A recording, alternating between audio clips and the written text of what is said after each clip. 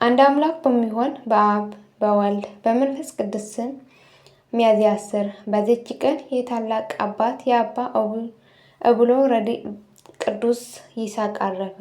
ይህ ቅዱስ ይህን ዓለም ተድላ ደስታ ምቾቱን ጣዕም ትቶ ወደ አስቄጥስ ገዳም ወጥቶ መነኩሶ ለአባ አቡሎ ረድእ ሆኖ 25 ዓመት ሲያገለግል ኖረ። ስጋው እስኪደርቅ ድረስ ጽኑ ተጋድሎውን ተጋደለ። ከሰውነቱም ስጋዊ ፍላጎትን ሁሉ አጠፋ።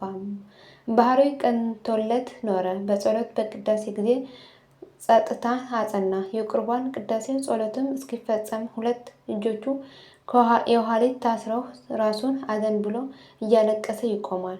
ከቅዳሴው በሚወጣ ጊዜ በዚያች ዕለት ከሰው ወገን ከማንም ጋር አይገናኝም። በጸሎትና በቅዳሴ ጊዜ ከአንተ ጋር መነጋገር ከሚፈልግ ሰው ጋር ለምን አትነጋገርም ብለው በጠየቁት ጊዜ እንደሚገባ ለሁሉ ጊዜ አለው ብሎ መለሰ።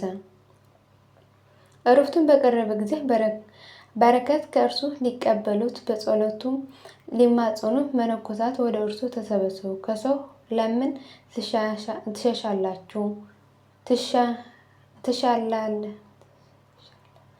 ከሰው ለምን ትሸሻለህ ብለው ጠየቁት። እርሱም ከሰይጣን እንጂ ከሰው የሚሸሽ አይደለሁም። አንድ ሰው መብራት እያበራ በነፍስ ውስጥ ቢቆም መብራቱ የሚያጠፋ አይደለምን?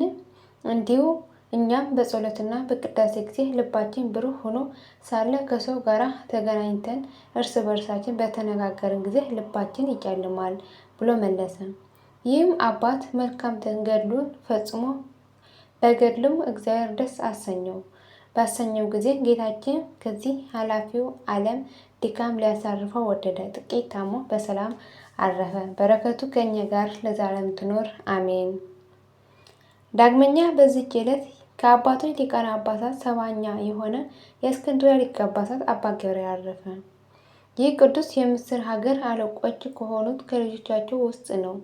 በግብጽ ባለች በቅዱስ መርቆሬዎስ ቤተ ክርስቲያን ዲቁና ተሹሞ አዋቂና ጠበኛ ስለሆነ ጸሐፊ ሆኖ ብዙዎች መጽሐፍቶችን ጻፈ።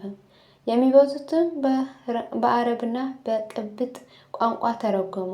ከመሆኑ በፊት ሁሉን አይቶ በመንፈስ ቅዱስ የሚናገር የእግዚአብሔር ጸጋ በላዩ ያደረች ሶርያ አባት ዮሐንስ የሚባል አንድ አረጋዊ ሰው ነበር። አረጋዊ መነኮሳትና ኤጲስቆጶሳት ወደ እርሱ ተሰብስቦ ለዚህች ለከበረች የሊቀ ጵጵስና ሹመት ማን እንደሚሻል ይገለጥላቸውና ይነግራቸው ዘንድ ለመኑት። እርሱም የታይሮክ ልጅ አንድ ሰው አለ ብሎ መለሰላቸው። ምልክቱም አመለከታቸው። መነኮሳቱና ኤጲስቆጶሳቱ በዚህ ወደው ተስማሙ። ከዓመቱ ሰማዕታት 800 ዓመት የካቲት 21 ቀን ይዘው ሊቀ ጵጵስና ሾሙት። ወደ አስቄጥስ ገዳም በሄደ ጊዜ መታመንን ጨመረ። ይህች በባስልዮስ ቅዳሴ ፍጻሜ ከመለኮቱ ጋር አንድ ሆነ የምትል ናት። መለኮቱ ከትስብእቱ ተጨመረ ብሎ እንዲህ እንዳያስብ መነኮሳቱ ስለፈሩ እኛስ ልማዳችን እንዲህ አይደለም አሉት። ከብዙ ምርመራ በኋላ ይህች ቃል ከሚከተሏት ያለ መለያየት ያለ መጨመርና ያለ መደባለቅ ከሚለው ጋር ተሰራች። በበጎ አቀባበልም ተቀበሏት። እስከዚች ቀን ጸንታ ኖረች። በሹመቱ ወራትም ብዙዎች በጎ ስራዎች ተሰሩ። ሞተን በቤተ ክርስቲያን ውስጥ እንዳይቀብሯቸው በውግዘት ከለከለ። ሁለተኛም ዕቁባቶችን በእርሱ ዘንድ ያኖሩት አውጥተው እንዲሰዱ አወገዘ። ይህም አባት ስለ ሙታን ርስትና ስለ ሌሎች ስራዎች የሕግና የሥርዓት መጽሐፍት ደረሰ። ከቤተ ክርስቲያን መጽሐፍትም ብዙዎች ተረጎመ። በዘመኑ 53 ኤጲስቆጶሳትና ብዙ ካህናት ሾመ። ነገር ግን ከእርሳቸው አንድ አላድ እንኳን አልተቀበለም።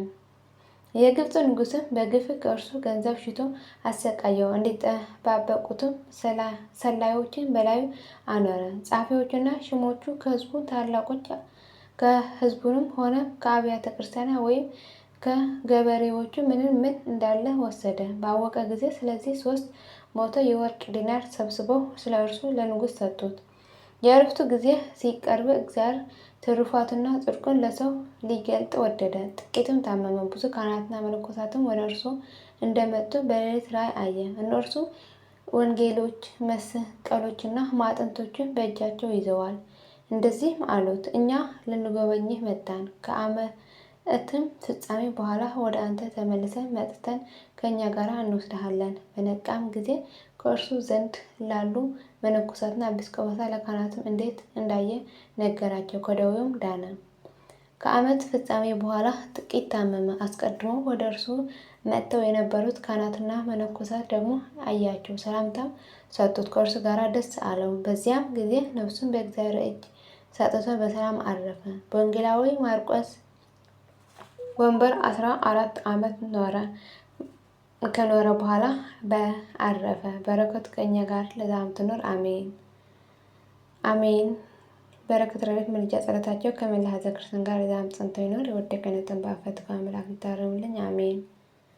አቡነ ዘበሰማያት ይትቀደስ ስምከ ትምጻእ መንግሥትከ ወይኩን ፈቃድከ በከመ በሰማይ ከማሁ በምድር ሲሳየነ ዘለለዕለትነ ሀበነ ዮም ህድግ ለነ አበሳየነ ወጌጋየነ ከመ ንሕነድግ ለዘአበሰለነ ኢታብአነ እግዚኦ ውስተ መንሱት አላ አድኅነነ ወባልሐነ እምኩሉ ክስ መዚአከ ይእቲ መንግሥት ኃይል ወስብሐት በሰላመ ቅዱስ ገብርኤል መልአኩ እግዝእትየ ማርያም ሰላም ለኪ ድንግል በኅሊናኪ ወድንግል በሥጋኪ እምእግዚአብሔር ጽባኦት ሰላም ለኪ ብርክት አንቲ እምአንስት ወብሩክ ፍሬ ከርሥኪ ተፈሥሒ ፍሥሕት ኦ ምልዕተ ጸጋ እግዚአብሔር ምስሌኪ ጻል ወጸልይ ማለት ወንታነ ሀብ ፍቅር ወልድከ ኢየሱስ ክርስቶስ ከመ ይስረይ ለነ ኃጣውኢነ ለዓለመ ዓለም ለዘላለሙ አሜን።